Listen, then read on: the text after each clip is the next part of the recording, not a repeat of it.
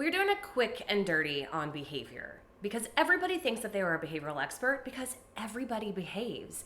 It's so hard because we all watch how behavior happens. We watch our kids' behavior. We think that we know what's working and what's not working. So I want to give you a quick and dirty on how behavior works and why we really don't know as much as we think we do. Okay, everybody's behavior works exactly the same way. And I know that sounds very hard to believe, but every human operate on the same principles of the science of behavior. So whether it's your child that is neurotypical, whether it's your autistic child, whether it's you, your husband, your boss, whomever, every human operates the same way in regards to behavior. Behavior comes to be. It happens because it's being reinforced, or there's some payoff to the behavior. The behavior is somehow paying off, meaning it's working for us. So when we look at why people do certain things, we have to look at what are the reinforcers, what are the things that are happening as a consequence that strengthen that behavior. And that's really it. The only reason that we behave in any way is because it's somehow paying off for us.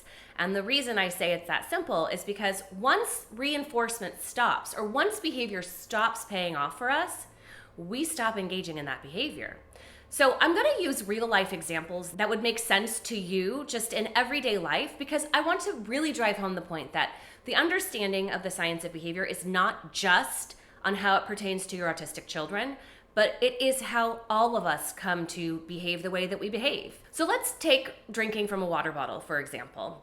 When you pick up a water bottle and you take a drink from it, the reinforcement, or the thing that happens that strengthens that behavior or gets that behavior to continue happening, is that you get water. So that water is the reinforcement, okay? This is a very simple example.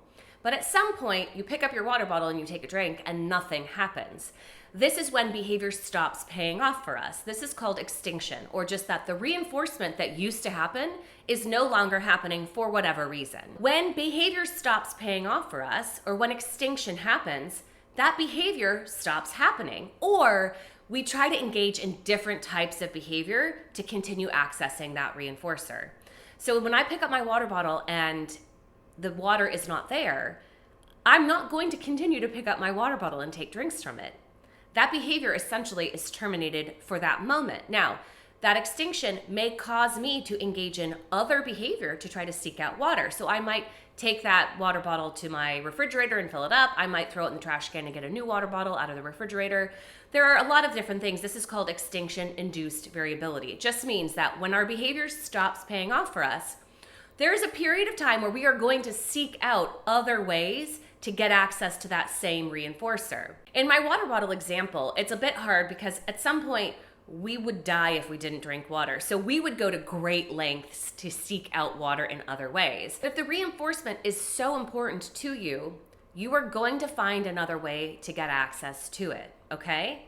And this is why when we talk about the use of extinction, or this procedure where we stop providing reinforcement to a behavior so that the behavior goes away, we need to really understand that if that reinforcement is important to you or to your child, they're going to find a way to get access to that reinforcement. They're going to seek it out in any other way possible, which is why it's so important when you're working with your autistic children on trying to address problematic behavior, that you're working with a behavior analyst that can help you understand why your child's engaging in the behavior in the first place. Because they're gonna find another way to get access to that reinforcement. You might as well make sure that that way is appropriate or adaptable or healthy and good for your child. So reinforcement then is any consequence that strengthens behavior. It's when we present something, or there is something that happens after the behavior that is desirable and that strengthens that behavior. It's why we continue to engage in that behavior. Every time that I want to go out to my car, I'm gonna look for my keys in my bag. The behavior of looking for my keys is reinforced when I find my keys and I get to get into my car. Extinction would be when I go to find my keys in my purse and I can't find them. I'm gonna look for other ways because I need to get in the car to drive, right? So I'm gonna extinction-induced variability. I'm going to engage in different behavior to try to get that same reinforcement. I may set my purse on the ground and dump it out. I may go back into the house to see if I've left it somewhere and search around for it. So reinforcement is that consequence that strengthens behavior or that increases behavior, it maintains the behavior. It means that our behavior is still strong. It's something that we do. Extinction then is when that reinforcement stops for whatever reason, whether it's just a natural stopping in the environment or whether there is a person that's responsible for stopping the reinforcement.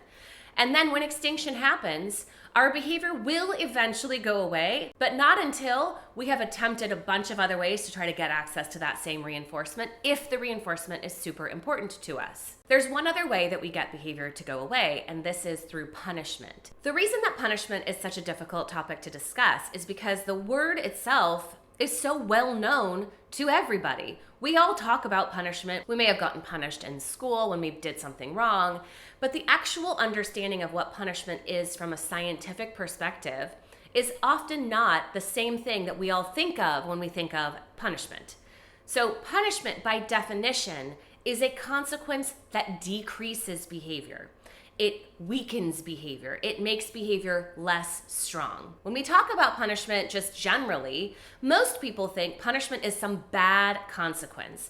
But it doesn't have to be a bad consequence. It just has to be a consequence that decreases behavior. Another thing that we get wrong often when we say that something is punishment is that behavior doesn't actually decrease. A lot of times, what we think is punishment doesn't have any meaningful effect on behavior or can actually be reinforcing behavior. And this is an example. So when we talk about students in class and we have a kid who's acting out, being goofy, their class clown, and the teacher is often seen as punishing that child. So you're in trouble, that's not okay. We provide verbal reprimands. We go over to the student, we say, knock it off, that's not okay. A lot of us would think that teacher was punishing that student.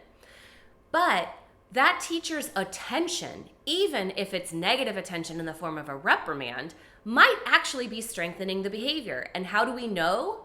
We watch to see what happens to the behavior. If the student continues to act out and continues to be the class clown and do funny things, then we would say that what the teacher is delivering is not punishment. It may look like punishment. It may be seen as punishment from people who don't understand behavior. But when we look at what the behavior is doing, which is that behavior is continuing, we would have to say that the consequence is reinforcement, because reinforcement by definition strengthens or improves behavior.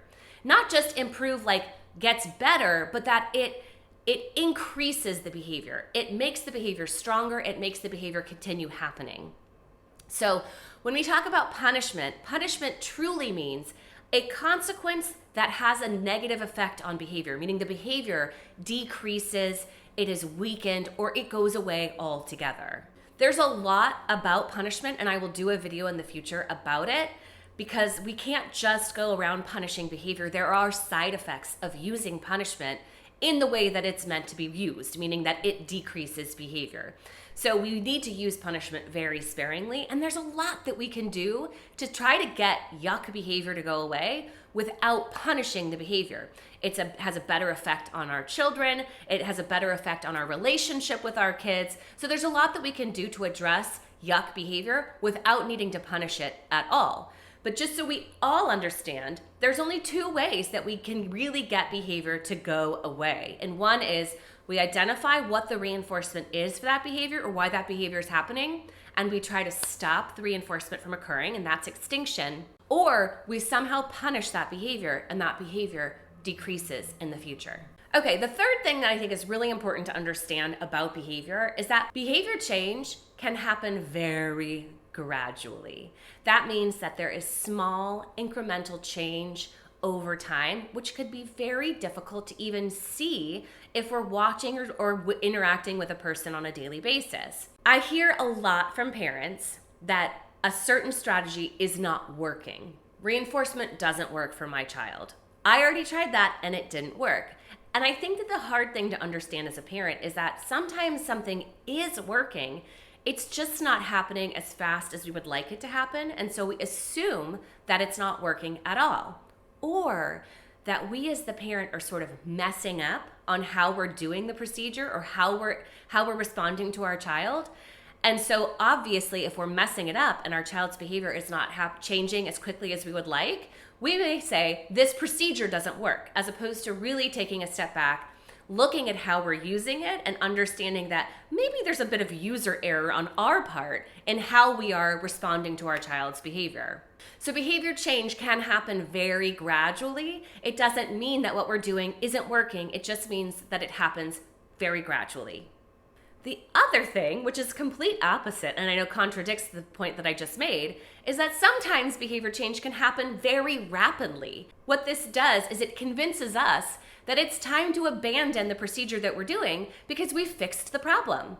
But this does not take into account that when we have identified a strategy that is working for our child, when we are providing reinforcement for a certain behavior, and that behavior strengthens very quickly, we can't just abandon the reinforcement procedure because the behavior will go away again. That's what extinction is, right? When we stop providing reinforcement following behavior will eventually go away. So if we're using a reinforcement strategy to teach our child to do something new, and our child gets it very quickly, we may fall away from providing that reinforcement because it's a burden for us. It's hard for us to remember how to do it.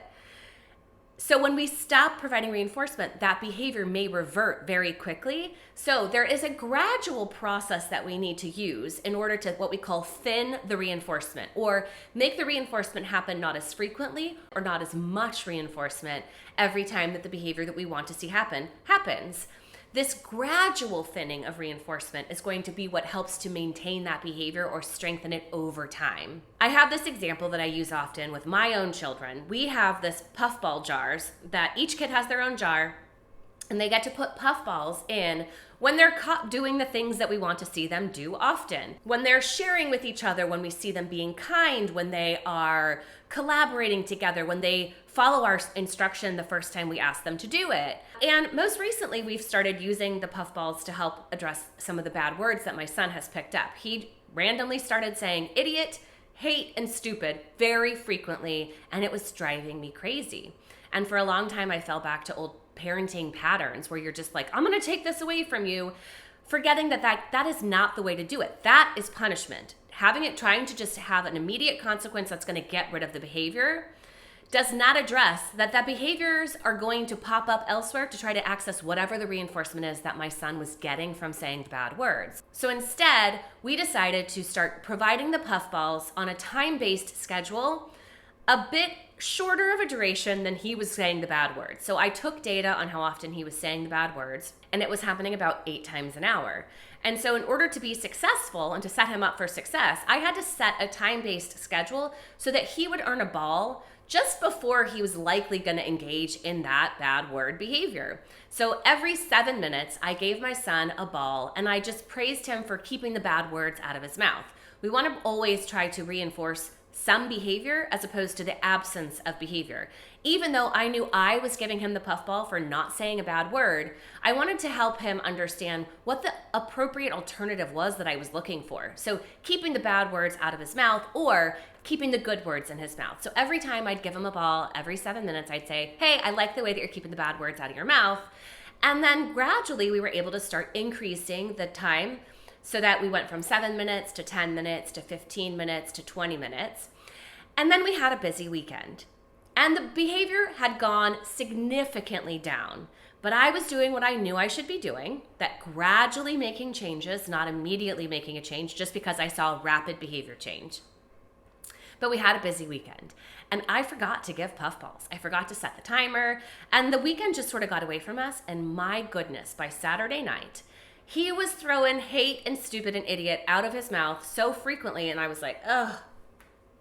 You can't just abandon the procedure even when it's working. You have to so gradually make it thinner, make it go away, make it less, so that the behavior becomes a lot more persistent. So when I reinstated the timer at 30 minutes, we pretty much immediately saw the behavior again go down.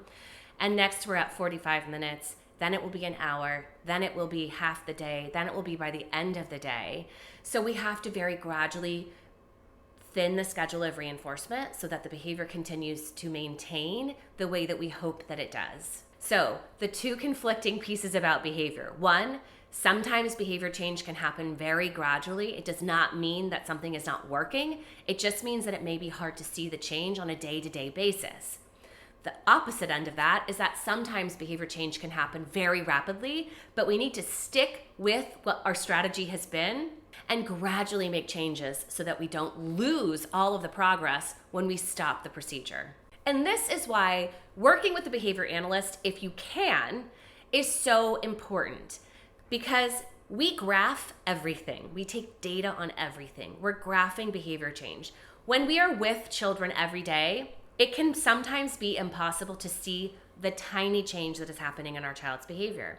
This can lead to us feeling discouraged that something is not working. And quite frankly, our own behavior is sensitive to reinforcement and punishment, right? So if we're not seeing the expected change in our child's behavior, that could be punishing for us. It could be just extinction. We're not accessing the reinforcement we would hope to access in seeing a significant behavior change. But when we look at behavior on a graph, when we see that there's this very gradual trend line in that the behavior is going up or it's improving, that can sometimes be the reinforcement needed for us to continue with the procedure. So behavior analysts are so helpful to parents who are working on addressing their child's behavior, because we may not be able to see the change with our naked eye on a day-to-day basis. But if you look at how that behavior is happening over time on a graph, it can be like, oh, there's the change. And it's helpful when you get to the end of a month maybe, and you look back and you think, gosh, the behavior really has changed. It's just hard to see on a day-to-day basis. So if your child is in an ABA program, please make sure that you have a board-certified behavior analyst, a BCBA, that is helping to support your child's program, that you're seeing that behavior analyst frequently, that you're getting to meet and discuss your child's program, and that they're showing you the graphs, because that can be incredibly important and valuable to you as a parent to know that this is working and that you can stick with it. If your child's not in an ABA program, but you're having behavioral issues, I would highly encourage you to seek one out, or seek out a board-certified behavior analyst to work directly with you to help you come up with a program or a plan to address some of the behavioral needs and challenges that your child is experiencing. If you found value in this video, like and subscribe and share with a friend that you think might also get something out of it.